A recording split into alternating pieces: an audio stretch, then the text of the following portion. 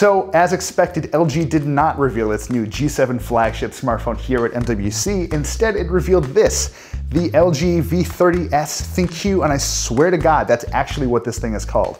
There's a lot going on here, but not in the ways you'd expect, and it's fascinating for reasons more than just its name.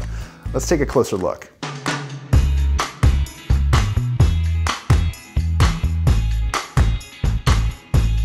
First, I feel like we need to run through the actual physical differences between this phone and the one that you could buy as of last year.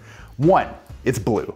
Two, there's 2 GB of RAM extra, bringing the total up to 6 GB. And 3, the storage has seen a bit of a bump. So you can now get this phone with either 128 or, like this guy, 256 GB of storage, which is admittedly quite a lot. So why then did LG release the same phone 6 months after releasing it for the first time? As leaks suggested, and as LG has confirmed, this guy is all about AI. Specifically in the camera. Firing up the camera reveals 2 new modes, one called AI Cam and one called Q Cam. LG worked with a company called IM to basically feed its machine learning algorithm over 100 million images, all in the hopes of teaching this phone and this camera to identify what's in front of it and act accordingly. That manifests itself in 2 ways. With AI Cam, you can point the camera at friends or colleagues and you'll see keywords pop up, glasses, hair, shoulders, things like that kind of show you that the phone is thinking about what it's seeing. It's an unnecessary step, but I think it's a charming one and should help people kind of understand better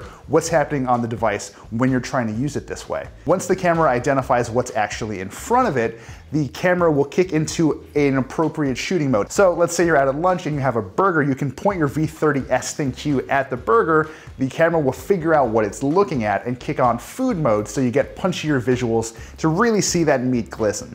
The other half is called Q-Cam, and honestly it feels quite a bit like Samsung's Bixby. Right out of the gate, you can take photos of things to either search for on Amazon or on Pinterest, or you can scan a QR code, because that's still a thing we have to worry about. The Amazon integration is particularly interesting. If it can identify specifically what it sees in front of it, like say a cereal box that's very clearly marked, it'll just bring up links for you to buy that product directly. If you point it at something a bit more generic though, it struggles a bit and ultimately figures out that it's looking at a shirt, but you won't get exactly the item you're seeing in front of you. And that is really where Bixby falls short too. You can't walk around with a device like this, pointed at stuff in the world, and expect to be able to buy exactly that item, for now at least. Pinterest is a different story. In my experience, it does work a little better. It doesn't seem to default to generating a keyword based off of what it sees and searching that. It does, I think, do a slightly better job of identifying the specific product in front of it and showing you things that are similar. I haven't found one-to-one matches for the stuff I've tried on Pinterest yet, but I feel like this is the kind of thing that could get a little better with time, so we'll see how that goes. Altogether, I'm a little bit impressed and also confused. LG has handled this device in a way that seems very, very strange. But the technology here works, and it's actually surprisingly good when it works the way it's supposed to. Obviously that isn't always the case, but there's a lot to like about the software that is running on this device, which is why it's doubly odd that the software that makes all of this possible will eventually make its way to the V30 you may already own. Why then should you buy this phone?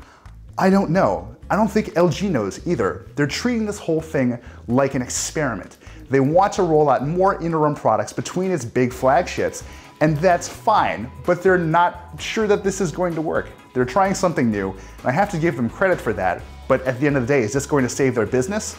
We'll have to see.